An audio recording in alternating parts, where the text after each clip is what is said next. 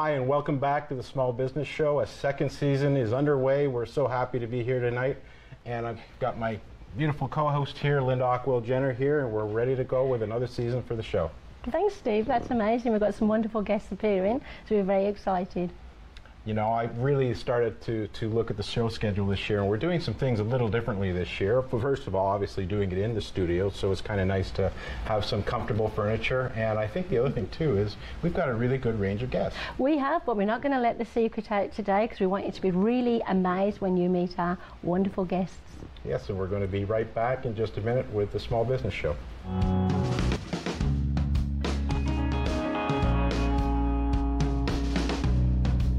Welcome back to the Small Business Show. We're happy to have two of our first guests, and we're really excited. Exams, or did you? What did you do? No. I got kicked out of school, and then I had to, find myself a job, and I got into the salon world.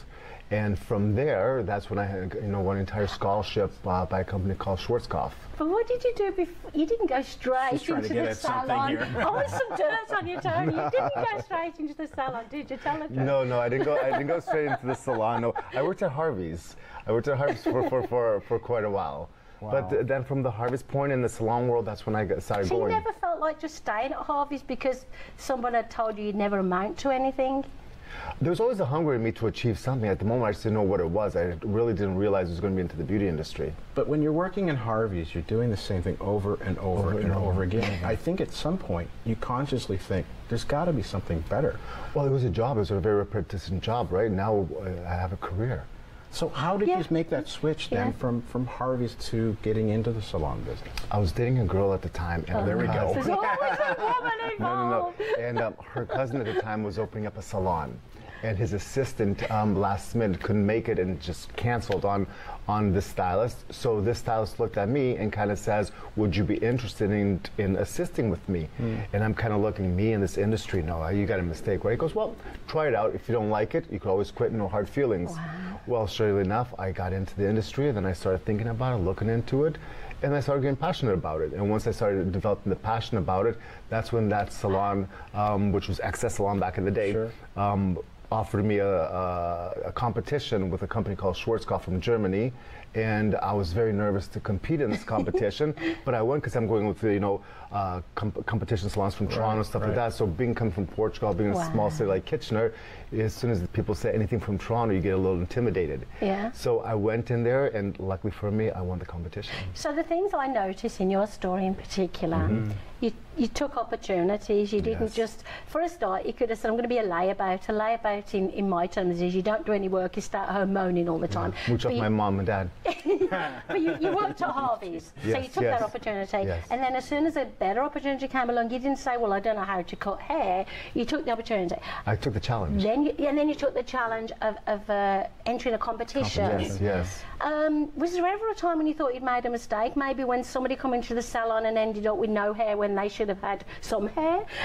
Did you make any bad mistakes? I'm not going to make a comment about that. I always felt like, you always feel like you're maybe not good enough, or maybe not strong enough, or maybe, maybe somebody's better out there than you, or stuff like that. But once you start developing that passion for it, you just can't shut it off. You stand on your feet all day, all day long. There's what's funny, we talked about that in our last segment, the passion, and you obviously found that passion in everybody's got a story. Being in the stylist work. It's not just closing the scissor and combing the hair. It's the actual interaction that you have with the client, their story, their successes, the client. Yeah, you are amazing with the client. Thank you. You treat everybody like they are special. And there is only that person in the salon with you. Thank you. How do you do it with people you don't really like me? Do you go, okay, Linda's coming in. Linda's coming in. I'm going to be nice. Run. Wine helps. A lot of wine. There we go. That's where it started. Wine. No, you know what? You just look at the best of people. I mean, you're always going to have a difficult client. You're always going to have a bad apple in the basket. But, you look in the positive side. And you don't advertise, do you? It's all word of mouth. All word of mouth. All strictly word of mouth. The interesting thing is what you're doing with your clients is you're creating an atmosphere, you're creating an experience for them. It's not just about cutting or styling hair. It's literally trust. It's a trust relationship. Exactly. You're becoming part of their life in that sense, right? Literally. And in essence, I came into Linda's life, and 20 years later, we're still talking about it, and now I feel like we're part of the family. You do a lot for the local community, Yes, just we do. like our Yes, we earlier do. guests. That's And very we've also important. added sick kids to our repertoire now. Now we also That is amazing. evolve with sick kids. What is it, do you think, about the longevity that how did you manage to not advertise and get word of mouth? Your clients are your brand ambassadors, I guess? Is every single day you try to do the best you can do. Every single day. You always treat your haircut as if that was your last haircut. You always treat your clients as if they're your number one fan, number one celebrity. It's so important because word of mouth is what builds your business. Absolutely. It's also what can hurt your Destroy your business. business, Right. absolutely. So you want everybody leaving my father once that told way. me it takes a lifetime to maintain this, but it takes 5 minutes to lose it. You've got amazing family. I've met your family, they're amazing. Obviously, you're you. from Portugal, so I love Portuguese people, you. just like our other guests. I think you like Portuguese wine. I do love Portuguese wine, it's interesting. You train people in your salon, don't you? Train Yes. are they staff? Can I call them staff? What do you call them? Colleagues. Colleagues, you Yeah. train them, but they'll never be as good as you. Thank you. Thank you. I'm sorry. Thank you. I appreciate that. So what is it about them then? Do they go on and open their own salon? Do they stay with you once you've trained them? I've been fortunate enough to retain a lot of our talent. A lot of our talent has been with us. Like we've had talent that's been with us for 20 years, 15 years. That's good. So we do retrain them, but it's about taking a raw mind from the streets that hasn't been poisoned yet by the industry and just kind of mold them into what you would like them to be.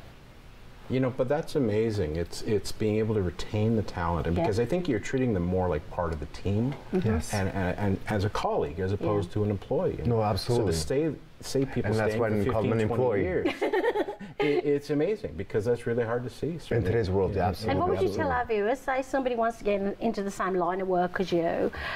What kind of tip would you give them to be able to?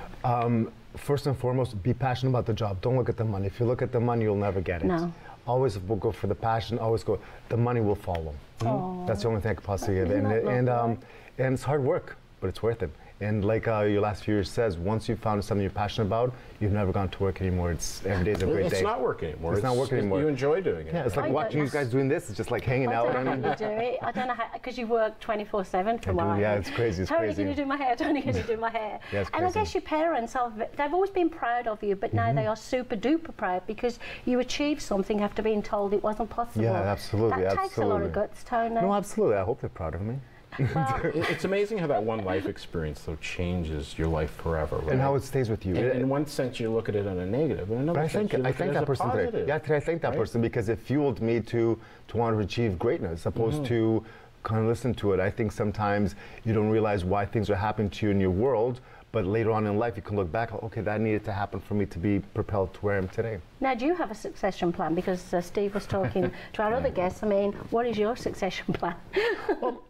Well, depending on the succession plan, but I mean, I'm enjoying watching the business grow. I'm enjoying watching my staff, my colleagues achieving what they're achieving, and you know, as long as people Not are yet. allowed to sit on my chair and let me cut their hair, Not I'm ready to willing to do retire. it. I think No, you're no. building that succession internally. I It's just think a different so. type of succession. Right? I think so. I you think want to so. build a very good and very strong and very successful business, and then that succession planning, you're grooming people in your business that potentially may become part of that plan. Absolutely. And I guess that your is the vision. children, you are teaching your children the same ethics that your I parents teach my taught you. children the same ethics. Unfortunately, I don't think they want to come into the same industry.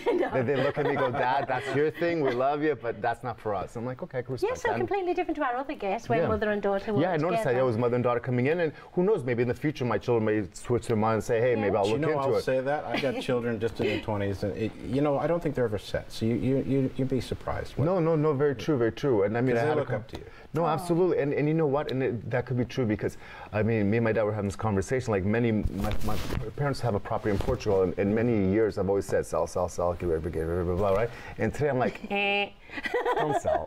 Let's keep it. So, yeah, maybe in the future, one of my kids may come and say, don't get rid of it yet. Tony, it's been an absolute pleasure Thank you having so you on the much. show today. It was a pleasure being on the show. And, Thank you. And I know Linda's shared a lot about you, and it's great to finally get You're you my in the chair. hero. Thank you very much. Thank you. Thank you Thanks, again. Tony. And we'll be right back on the Small Business Show.